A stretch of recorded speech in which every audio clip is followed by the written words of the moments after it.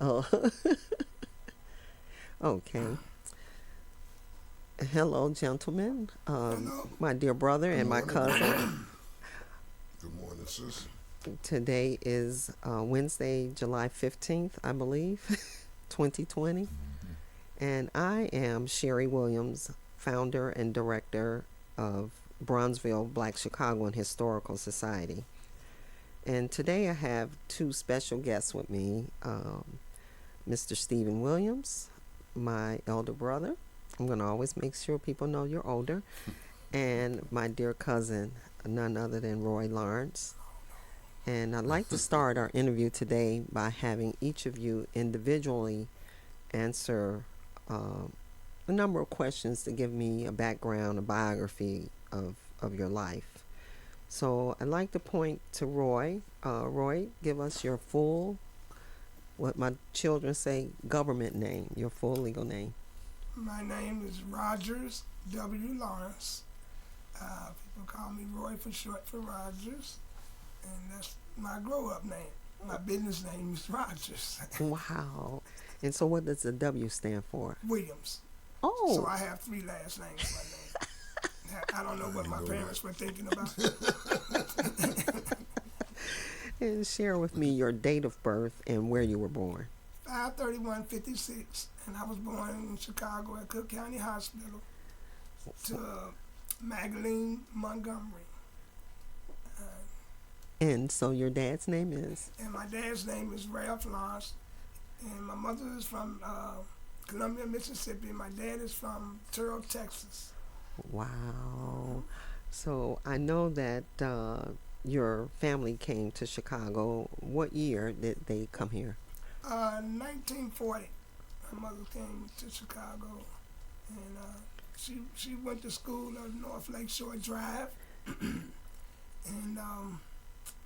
my father was in the service. He came from the service, from the military. He was in the army. Uh, he was overseas and stuff, and they met up in Chicago, Okay. somewhere down the line. I don't have the specifics. We got to ask your mom. And so your mom will be celebrating what birthday soon? This year, she'll be 99. Wow. So we got to ask her That'll about, be that'll be December 4th.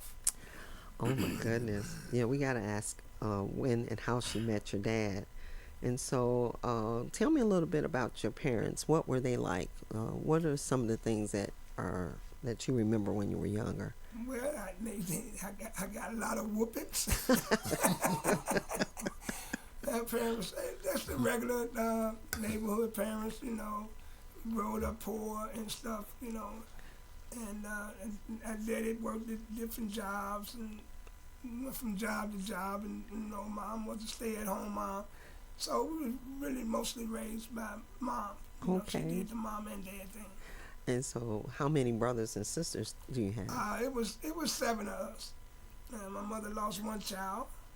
It would have been eight. And so we had two girls and five boys in the family. Wow. Of seven. And we stayed at 59th and Morgan in the basement apartment with two bunk beds in each room. Wow. And so tell me a little bit about some of your siblings.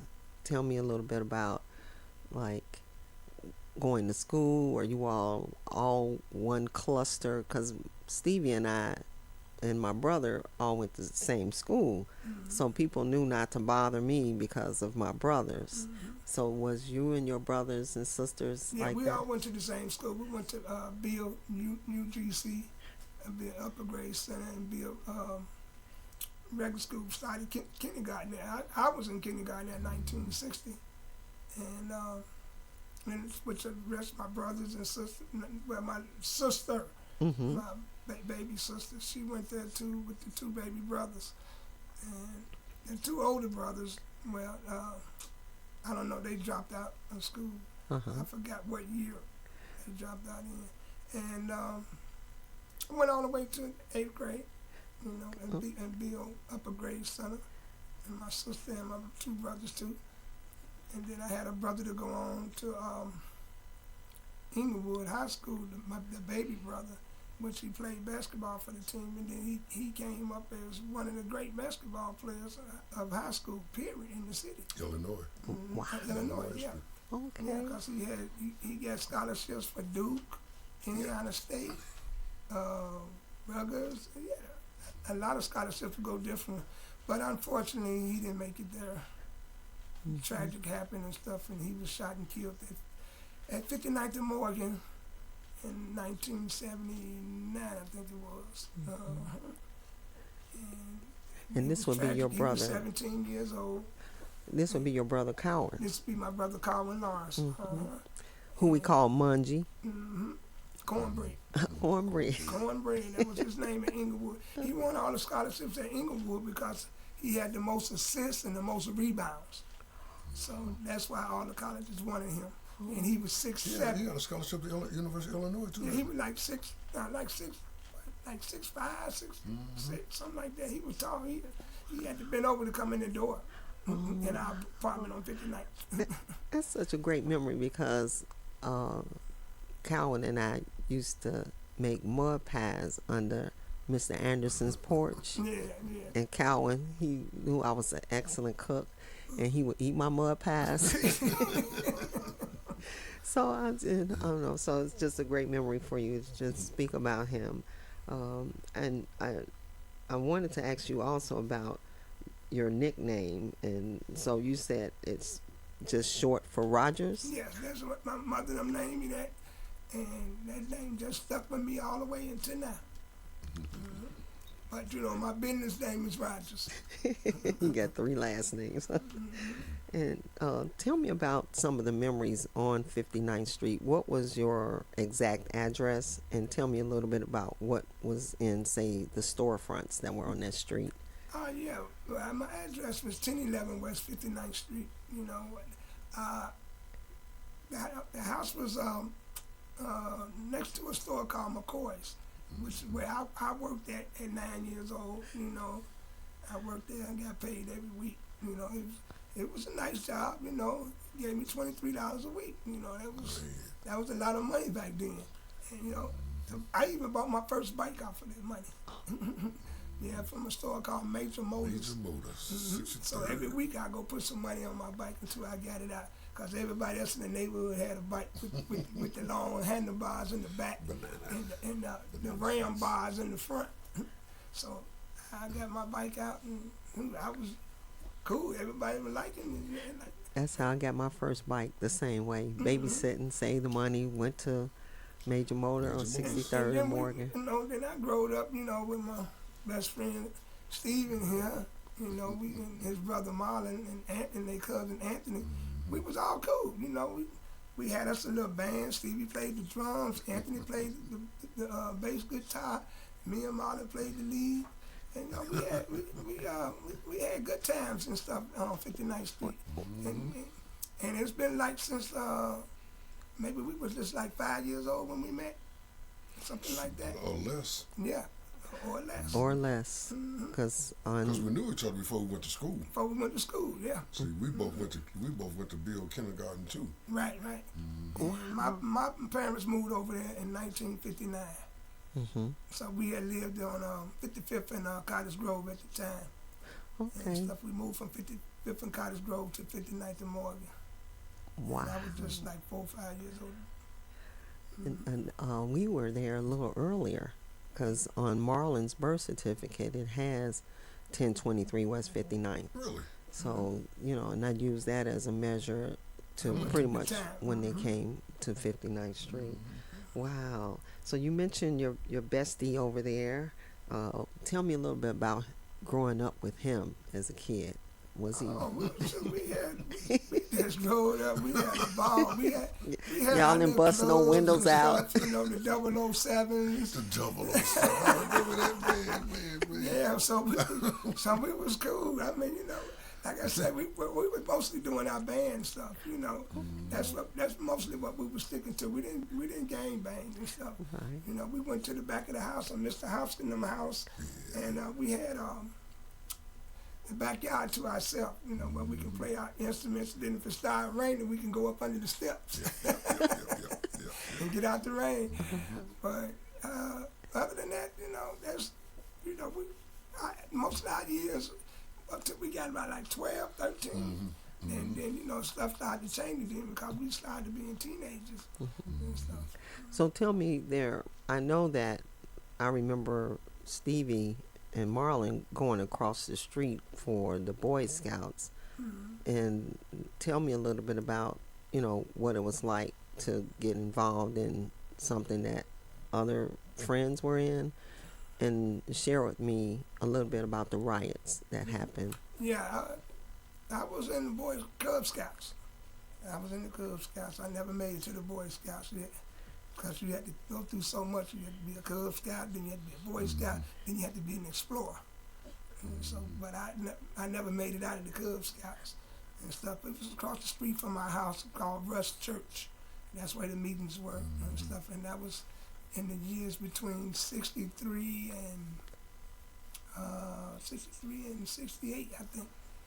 And but it was an unrest there at 59th and Morgan back in 63 of July or August.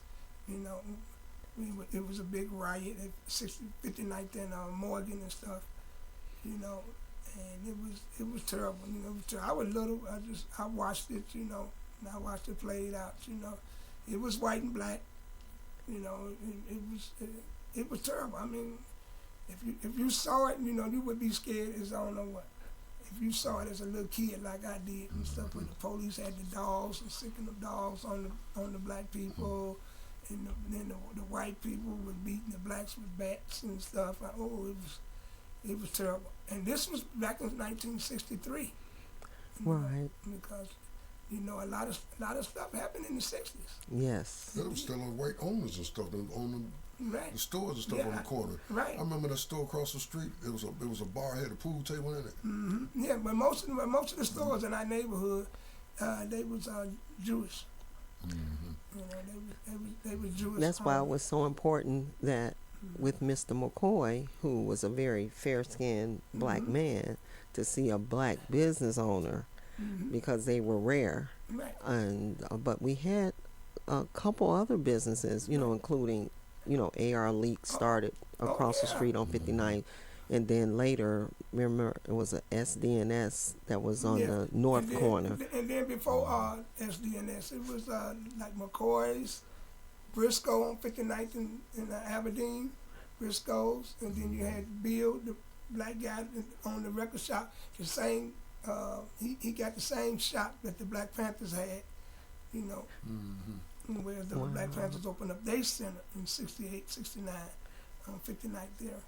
And that was also like 1021. And we lived 1023. So that was 1021 or 1019, one of the two. And so it was some blacks, and then SDNS came later. Right. Mr. Wilson and the sons and wife they opened up a big grocery store and liquor store at 59th and Morgan. And do you remember Mr. Daly having the photo shop? Yeah, Mr. Daly. Yeah. He had the photo shop. And he was an older white man then. He was an older white man when we were kids. He was an older white man when he came around. He was, but he was nice to us. Yes. Yes, he was nice. And then you had the guys that owned the drugstore on 59th, Ben and Henry, the two brothers and stuff. And I think they were Jewish too. I mean, because that's all was in that neighborhood. And then we had on black owned or Jewish owned. Right. But on the corner where the drugstore was at, we had the paper man. Remember the black paper man that was there? Yeah, the newsstand. And then around the corner, Reds, what was it? Not Jets Lounge. Jets. And then across the street, next door to SDNS, the black people that owned the store and the liquor store, was Silver Moon. Silver Moon. Nice. And then you had the restaurant, Alberta's. Remember the restaurant where you get the French fries in the little bag? Alberta's, and then. But on the south side of the street, we had a black-owned barbershop and Yeah, that's that was at 59th repair. and Need us in the Morgan. building. Yeah, between Nita Sangamon Taylor. and Morgan in the basement. Yeah, Nita Taylor back to the gas station. Yeah, yeah, cause the gas station, it changed so many names. It was a But I standard. remember the gas station as being Sinclair. Yep, Sin- that's right. Sinclair, Yep, it was little. That's full service. full service.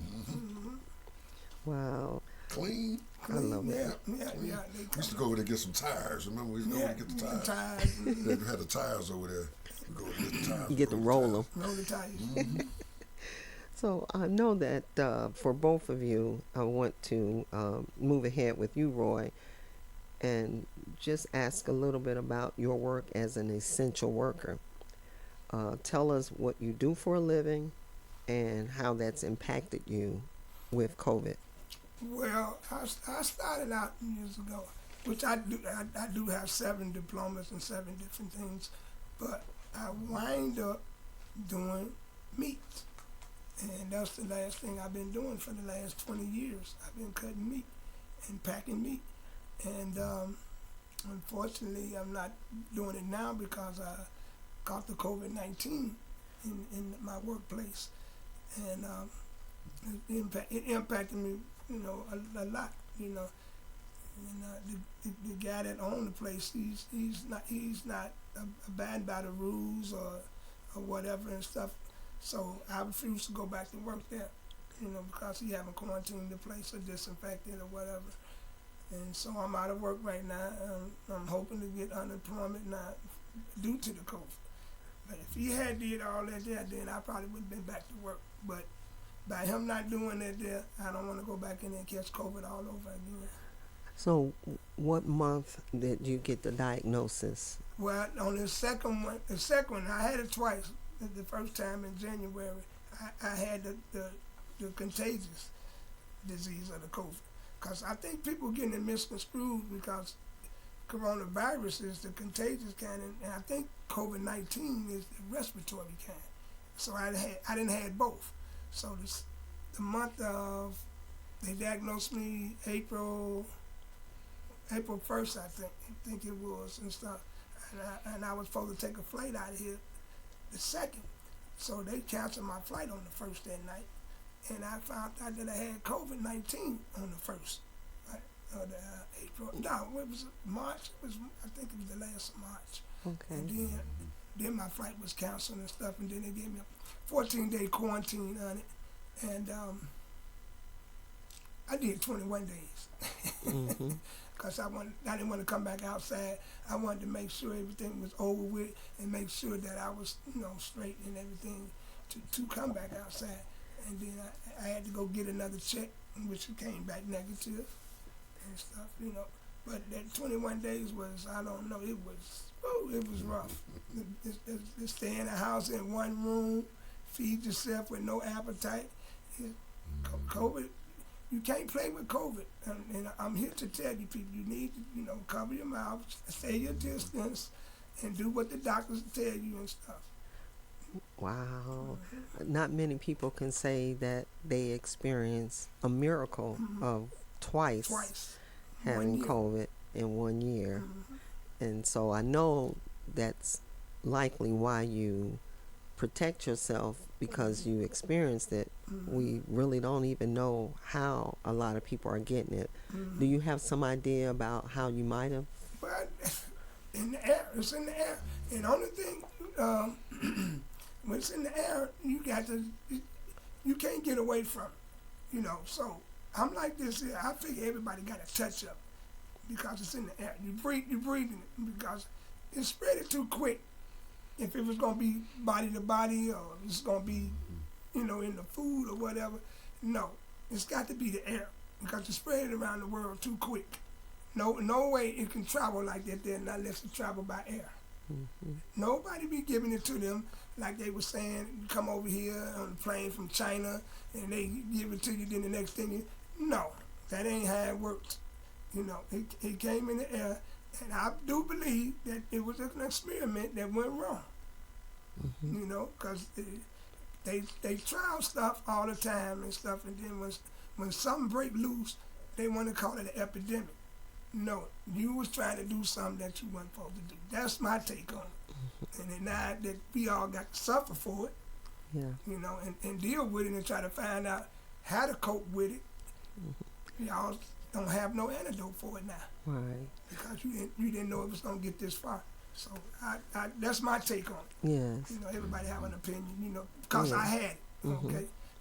So how important did it become for you protecting your mother, who's going to be 99 years old, and then you have grandchildren and your family?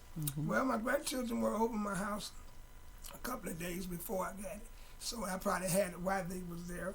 So my daughters and them had them quarantined, plus my daughters and them, they quarantined themselves for 14 days and stuff. And then my mother, you know, she stays by herself. So she quarantined all the time at 90 and some years old.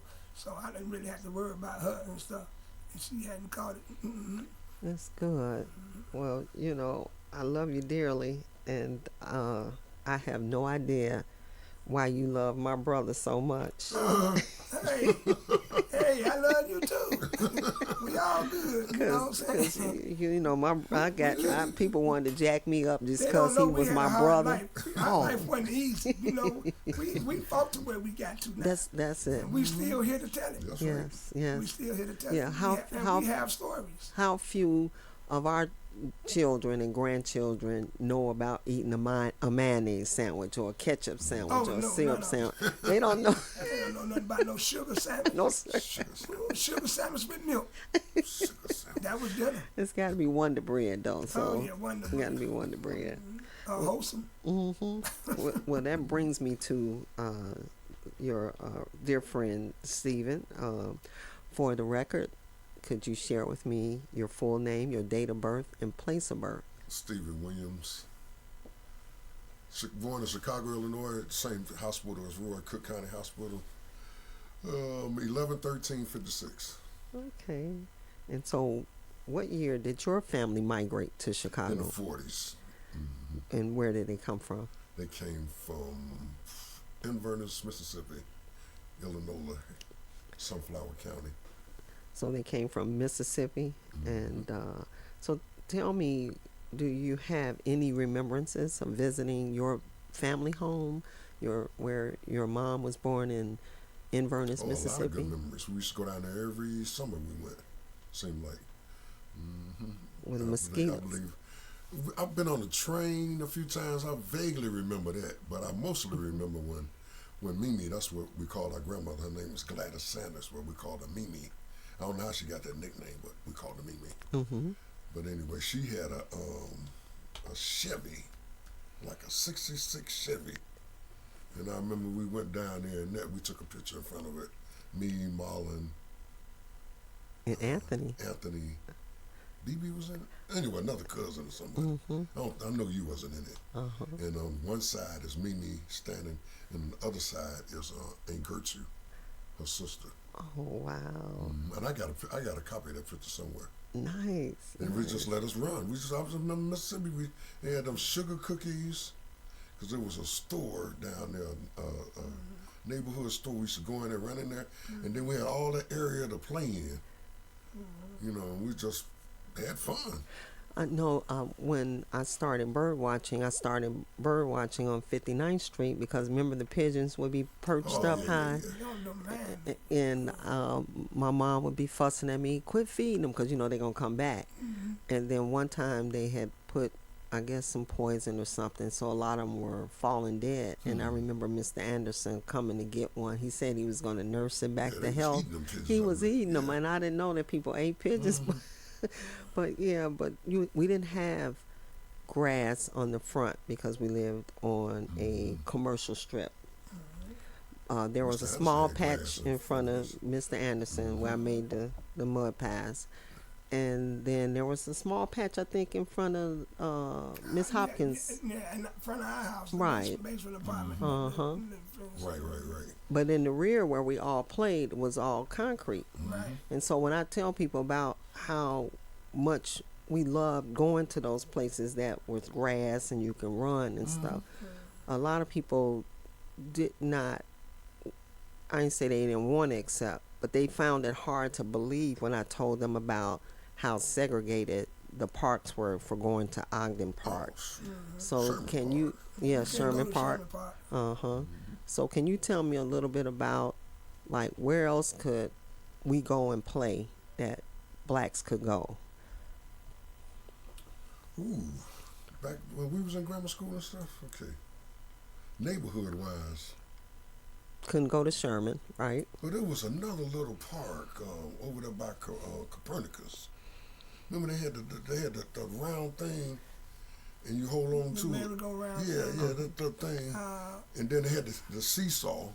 Remember that? Because yeah. you jump off of it, you can hurt somebody real bad. It wasn't no, Hit it wasn't 'em in no the big head. park. No, it was real little. Yeah, it was and a then little we go to Bill's school because they had the stuff The over there monkey bars. we by used the to do. kindergarten, Right by the kindergarten.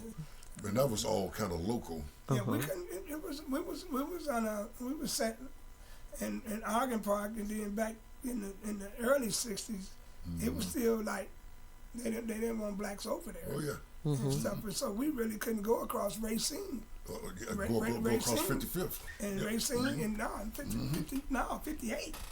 The okay. railroad tracks was the dividing line before the blacks Yeah, and the yeah, whites. yeah. That's And right. that's right. why they had the riot of '63 because, some of the blacks was going across the viaduct, going across going the track, across and they 58. wasn't supposed to be over there. So that's how that riot started. And then we couldn't go across Racine. It was divided, didn't it? That Because was whites divided. lived on the So other we side didn't of really the have city. no park but Ogden Park. And Right. then one half of Ogden Park was for them because it was on the west side of Racine, Right. which they didn't want us. Right. So we had to be on like Racine if we was going to the park. We couldn't go all the way to Loomis. No way. Yeah. Well, at least we had the field house on the side and the swimming pool. Yeah, It was yeah, on yeah. our side. So Stevie, you had mentioned about your grandmother, our grandmother. So tell me a little bit about a good a memory you have of spending time with her. I used to spend a lot of time, especially when she moved upstairs from Mr. McCoy's, and I remember spending a lot of time with her then. She just always said, let me, just me, I had watched TV and had my graham crackers, no, not the graham crackers, windmill crackers, windmill cookies. And I liked half and half milk. And so when she would want to plant in the Oh summertime, yeah. That's where I got my green thumb from, because she had a garden in the backyard, and she would plant stuff back there, and I would be back there with her. And the first thing that she gave me, because I used to always watch her, and we had that back then. Everybody had a sweet potato in a mason jar in the kitchen window. Remember that? Then they put the toothpicks or something in it, and it sit in there, and then it just would grow vines all around like that. And then one time she gave me, because she showed me how to germinate a seed. You would put it in the water, you put it in like tissue first, and then you put it in the water, and then you wait for it to start sprouting, and then you would put it in the ground. That's how I learned the whole process, because the first thing I ever grew was a lemon seed. She gave me a lemon seed, and I was like, okay. From that, then it went, and then she had a little bitty pot and put the dirt in it, and I would put it on the side of her little thing that she had growing in the house on the windowsill. And that's and they grew to be about like that. They had leaves. And then from there, I just got the bug. I love And it. I always have to have a plant in my house. I can never have enough. Then I found out the purpose of the plants too. Other than beauty, it cleans the air. Yep. So yeah, that's one of my memories of her. And popcorn, old school popcorn. I do not like microwave popcorn. We get you get the popcorn that you pop on the stove. And I remember her. She used Western corn oil. Because remember we used to have a show, Roy? You had to stand in line, get the tickets and stuff. She would have the popcorn, have it in the bag. And to this day, I got a pressure cooker pot like that, and I got the popcorn, and I use Western corn oil. I don't use nothing else because it's got that smell. It's got that it's corn oil, right? It's corn oil. If that's the closest you can get to Showtime popcorn. Vegetable oil really clog you up. And it don't. Clog your arteries up. I don't use it either. Yeah. Yeah. But for that kind of popcorn over the stove, you had to have some kind of oil to make it pop. We use lard and, Lard, and okay. shortening. Oh yeah. And Now, those things we that couldn't. shortening lard really stop you up. Mhm. I wanted to also ask you, Stevie, do you remember, because you're wearing a dashiki, do you remember our mother making dashikis? Oh, absolutely. Yeah, she made the dashikis. Made us all one. Different colors. Yep, sure do. Well, she used me for the pattern, so I would lay on the floor on the newspaper and stretch my arms out, Man. and then she make the square, and then the bottom part. And I was, With that little thin paper. That paper tag. It's sheer. Yeah. I remember that. She made- made everything. I still got some of the soap she made. Yeah. I used the other day when I got stung by them bees. Sunday. I'm so glad you're okay though. Yeah, me And so, tell me a little about. Do you remember who gave you your nickname, Stevie? It Or had to be Marlon. mm-hmm. Roy Marlon and the I don't sister. know. The sister Marlon. Right in there. Yeah, Stevie. that sister, I got it from her. I used to go to her job when she was working at unemployment office. She would say Stevie. And Marlon would say Steve A. Yep. You know. But that's what we do when we holler your name down the street. Steve A. We don't say Stevie. We always have to have a slang. And tell me who's your best friend and how. Cousin Roy over here. Cousin Roy. So, Long time. people don't understand when we put kinship to friendships, that means that we're really close enough that we consider each other family. Right. And so your friendship has lasted from when you guys moved to 59th Street, and we were, according to Marlon's birth certificate, there a few years earlier. Just say So that's 1959. So that's how many years? Yeah. 60 1959. 60 Not even in the years? 60s. And then we done moved. Y'all been I out. moved friends. there in 59. And so if Marlon address 59th Street when he was born, that's 59. Because Yeah. Marlon would be a year older than me and Steve. So it'll be 59. 59 years. I love it. I love it.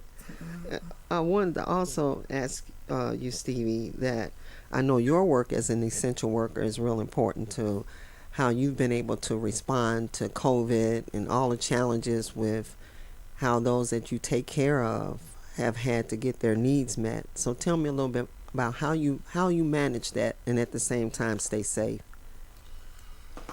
First, I was working. I work at, and I'm a member of South Shore Methodist Church on 73rd and Jeffrey. So when I started doing security there, I was working for the security company, and they assigned me to the South Shore Church. And it's mostly older members. They're in their 70s and 80s. You got a few of them that's in their 60s, but very few. So when I would go there and I would wait on the ladies to come, I started a valet service. I inadvertently did it. I didn't know what I was doing, but I would just see them come and they having a hard time. So I was just like, let's leave the car right there because it's hard to park cars over there because it's hard to get a parking spot on Jeffrey. So what I would do was I would help them in, or the ones who could walk, I would just say, hey, I got the car, I'll park the car for you. And then that caught on. And that's how I started helping out. Now, as far as that's related to the coronavirus, well, once they closed the school, then I knew everybody's phone number, and I was cutting their grass in the meantime. I had a few other members of the church. I would cut their grass.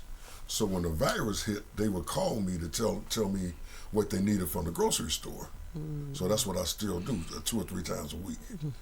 So I would go get their groceries, then drop it off. Like Gail, for instance, Gail live on 77th and Oglesby, right in there somewhere. Now I would meet her in the alley. She would open up the garage door, and I would put our groceries there, and then she would come out and get it. She'll leave me a little envelope for gas or something, Right. and I would get it, and then she'll say, "Oh, okay." And then she'll give me an order 2 weeks later. Like Evelyn, Right. she's on 81st and Ellis. She's a member, so she would put in her order. I'll take her to Walgreens or for 87th and Stony Island or something over there, and then she would want to go to Jules, over there in the mall by Home Depot over there, and then I would take her but she would be masked up. Mm-hmm. So that's when they said that you can go around with the mask on. And then I got a few other ones like the gangster, Mr. Miss Bill. Jacobs. Oh, Miss Jacobs. Miss Yes, Jacobs, she'll call. Yeah, she'll call. But she got a home care working now though. Okay. But it started from security, and it started the way we was raised. Like me and Roy, we was raised to be gentlemen. We was raised to look out for people. So the virus, the virus. So we was already doing it before the virus hit. Right. We just had to use precautions. Yeah. Because we always busy. We always doing something. Right. And I know that even before I broke my leg, it wasn't hard for you to step up to the call and even help me. So I'm glad you mentioned that this is something that we were raised to do, and that's to look out for each other and to make certain that if someone needs something, we answer the call. So I know that there has been some traditions that have been passed down in families. So I want to ask both of you all, do you remember making homemade ice cream? Oh, of course. We had to do the turning, didn't we? Right. And the church. To make sure that the doggone salt, that rock salt was in there too. The turning. You get tricked into that though. Yeah, you had to turn it, to put that salt in there, and the ice Take in there. turns too. And then we get the ice from the Lang Ice Company over on 58th and Green. Walk back with it, chop it up, do the hammer on it, and put it in there. And we had what they call the laundry room. The back room back in the house, laundry room, did everything in there, partied and everything. The laundry room had the doors because you could go to the backyard. You can go to what's the name's house? Miss Shirley them house. Yeah, Miss Bowling them house. I still can't figure out how she got that piano in there, but Mom had a piano in there too. We got that piano was behind the front door. And that thing's been a long time. No, that's what I said. Little bitty place. How you get a piano in here? Man. And then the other thing I wanted to ask about was like your remembrances of, say, going to the barber shop or just learning about like shoe shines, because Marlon spent a lot of time downtown as a shoe shine boy. So all of us, we go downtown, but you had to be good. You had to be 25 cents. We go downtown, me and Marlon and Steve, we would go down there, and we do. I remember shining the Temptations manager's shoe on the L. We was on the L going downtown, and I shined this shoe. But then every weekend we'd catch the sailors coming from Great Lakes. Naval Base, and we get them. They like spit shines, we call them. Spit shine them shoes and get that tip, get a $1 tip from a quarter. And I made like $25 a day shining shoes a quarter. Then we come back from downtown, we'll walk the neighborhood nightclubs and finish on up. By the time we make it to the house, we had $25. We done worked all day from 9 in the morning to 6. I remember being with Marlon one time. We was on Wabash in front of the Chinese. It used to be a Chinese restaurant over there. Real, and me and him was over there and stuff. And George Hollis used to own the Bears. Came walking down the street and Marlon was shining his shoes. George Hollis. We caught a lot of celebrities downtown Chicago. wow. Right there by that State and Lake Theater and the Chicago Theater. That's where we shine the shoes at, in front of them two theaters, State and Lake and Chicago. Oh, this has been so great.